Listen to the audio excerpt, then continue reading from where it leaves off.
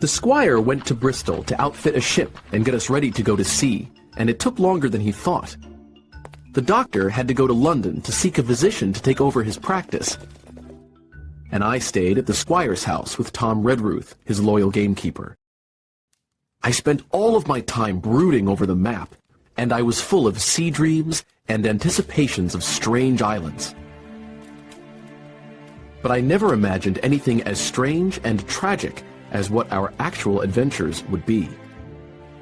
After I'd spent many weeks daydreaming by the fire, Tom came to me and said, "This letter arrived. It's addressed to Dr. Livesey, but says to be opened in his absence by Tom Redruth or young Hawkins. I can only read print, so you read it." I opened the letter and read aloud, Old Anchor Inn, Bristol, March 1st, 1746. Dear Livesey, I don't know whether you are at home or in London, so I'm sending this letter to both places. The ship is ready, and you won't believe how sweet she is. A child could sail her. Her name is Hispaniola, and my old friend Blandley purchased her for a trifle and worked hard to get her ready for us. So did everyone in Bristol, as soon as they got wind of what we'd be searching for. Treasure, I mean. Oh, Dr. Livesey won't like that, I commented. He told the squire not to talk about the treasure.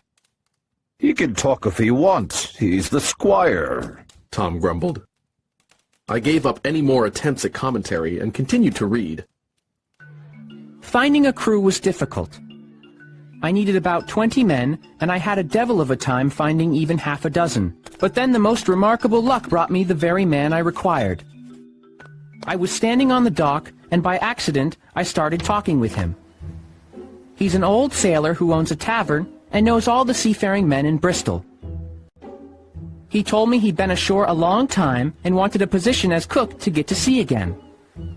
He'd hobbled down there that morning, he said, just to breathe the salt air. I was touched, and out of pure pity, I hired him on the spot to be the ship's cook. He's called Long John Silver, and he lost a leg in the service of England, which I thought was a strong recommendation as to his character. He helped me find the crew, and we put together a company of the toughest old sailors imaginable. Not pretty to look at, but they have the most indomitable spirit. Long John even got rid of 2 of the men I'd already hired, after he showed me they wouldn't be suitable for an adventure of this importance. I'm eating like a bull and sleeping like a tree, yet I shall not enjoy a moment until we are underway. Seaward ho! Let young Hawkins stop to see his mother, with Tom Redruth, and then both should come to Bristol immediately. John Trelawney. Postscript. Blandley also found an admirable fellow to captain the ship. He's a bit businesslike and stiff, but in all other respects a treasure. And Long John Silver unearthed a very competent first mate, a man named Arrow. So things shall go very well on board the good ship Hispaniola. J.T. Hooray! I shouted, gleeful to be starting our adventure, even if I did have to travel with a grumpy old man like Tom Redruth. The next day, after dinner, I said goodbye to Mother, and the cove where I'd lived since I was born, and the dear old Admiral Benbow. Within minutes, Tom Redruth and I turned a corner in the road, and my home was out of sight. A stagecoach picked us up at dusk, and I dozed the whole way. When I opened my eyes, it was morning, and we were in a bustling city. Where are we? I asked. Bristol, Tom said. Get out. Mr. Trelawney was rooming at an inn down by the docks to supervise the work being done on the ship. Tom and I started walking to the inn, and on the way, we saw a great multitude of ships of all sizes and from all nations. On one ship, sailors were singing at their work, and on another, men were aloft, high up on ropes that seemed no thicker than a spider's thread. I can't believe I'm going to sea, to an unknown island, on a ship with singing seamen, I said excitedly to Tom. Suddenly, we came to the inn and met Squire Trelawney, who was all dressed up like an admiral. "Here you are!" he cried. "The doctor came last night. Bravo! The ship's company is complete." Oh, sir! I cried. When do we sail? Sail? He said with a laugh. We sail tomorrow.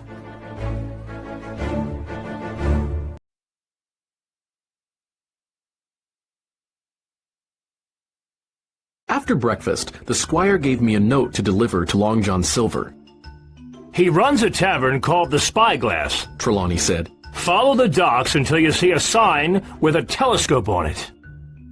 I set off and picked my way through people and carts until I found the place, a bright little tavern with crisp red curtains. In spite of clouds of tobacco smoke, I could clearly see the customers inside the room, and most of them were loud, seafaring men. As I stood in the door, a man came out of a side room, and I was sure he must be Long John.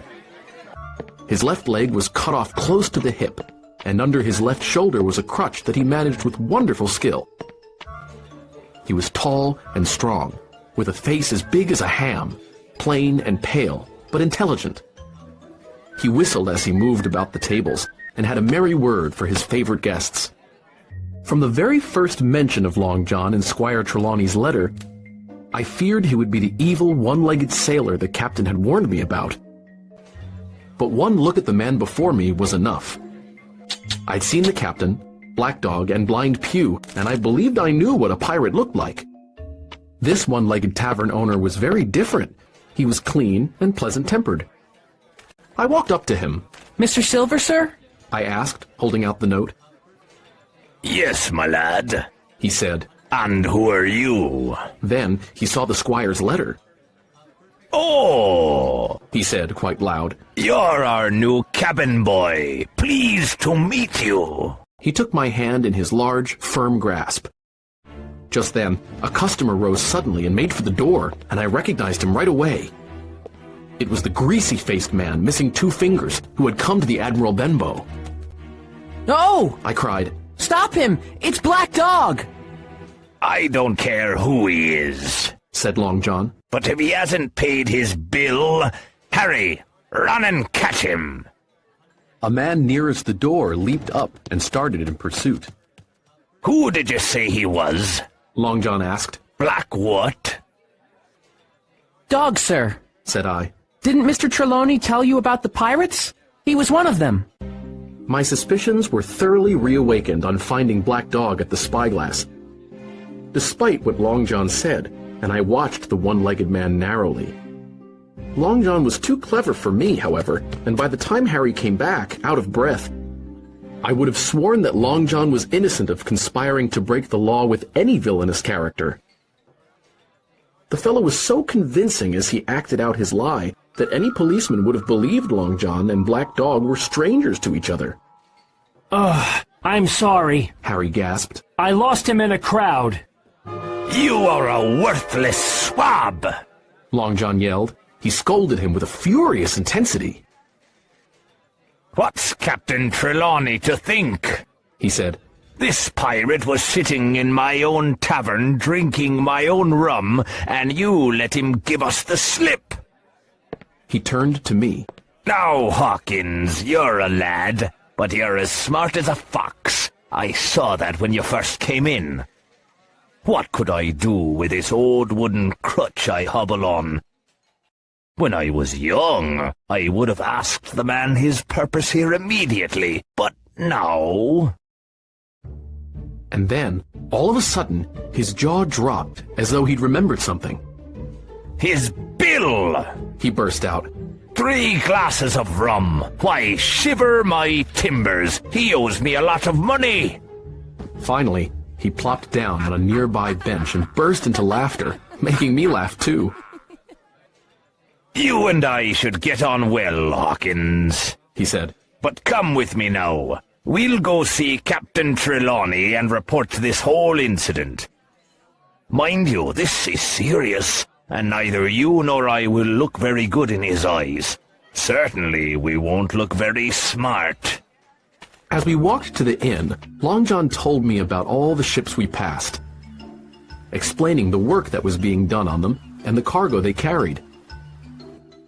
It was then I decided he would be one of the best possible shipmates I could ever sail with. When we arrived, Squire Trelawney and Dr. Livesey were seated together. and Long John told the story from beginning to end with great spirit and perfect truth. That's how it was now, wasn't it, Hawkins? He said, and I nodded. It's a pity Black Dog got away, Trelawney said. but there's nothing to be done about it now. Thank you for telling us. Long John took up his crutch and said, Aye, aye, sir. as he departed. Well, Squire, Dr. Livesey said, as a general rule, I don't put much faith in your judgments of character, but Silver suits me.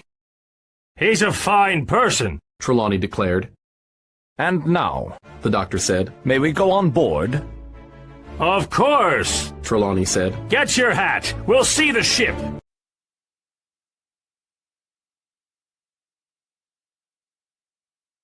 The Hispaniola was far out in the bay, but at last our small boat came alongside the ship and we stepped aboard. The first mate, Mr. Arrow, a brown old sailor with earrings in his ears, saluted us, and the squire greeted him like an old friend. But I soon observed that things were not the same between Mr. Trelawney and Captain Smollett. We'd hardly gone below deck and entered the captain's cabin when the captain himself came in and angrily shut the door behind him. Captain Smollett, all is well, I hope? Squire Trelawney said. Well, sir, The captain said. I'll be frank. I don't like this voyage, I don't like the men, and I don't like my first mate. Perhaps, sir, you don't like the ship. The squire asked angrily. I can't say that, as I haven't tried her. The captain replied. I guess you don't like your employer either. The squire shot back. Seeing a fight brewing, Dr. Livesey cut in. Calm down, gentlemen. Questions like that can only produce ill feelings, Squire, He said. Captain, I'd like an explanation. Why don't you like this voyage? I've just learned we're going after treasure. Heard it from my own crew. The captain said. Searching for buried treasure can be dangerous, especially when the reason for the voyage is kept secret from the captain, Mr. Trelawney. What are you suggesting, sir? Trelawney asked indignantly. There's been too much talk. The captain said. I don't believe either of you know what we're facing, but I'll tell you what I think will happen. It'll come down to life or death, and a narrow escape if we're lucky. We are not as ignorant as you believe. Dr. Livesey said. You say you don't like the crew. Aren't they good seamen? I should have been allowed to choose my own crew, sir. Captain Smollett replied. Perhaps my friend should have included you in the hiring, Said the doctor. but the squire did not mean to overstep his authority. You don't like Mr. Arrow. I don't, sir. I believe he's a good seaman, but he's too chummy with the men. A first mate should behave with authority. Mr. Arrow acts as if he's one of the crew. Tell us what you want, Captain. The doctor said. If you're determined to go on this voyage, Smollett said. then all the gunpowder and arms must be stored under my cabin. Second, I want to move your berths right beside my cabin. Anything else? Asked the squire. There's been too much blabbing. Said the captain. Far too much. The doctor agreed. I've heard you have a map of an island, with crosses that show where the treasure is. The captain said. And then he named the exact latitude and longitude of the island. I never told a soul. Squire Trelawney cried.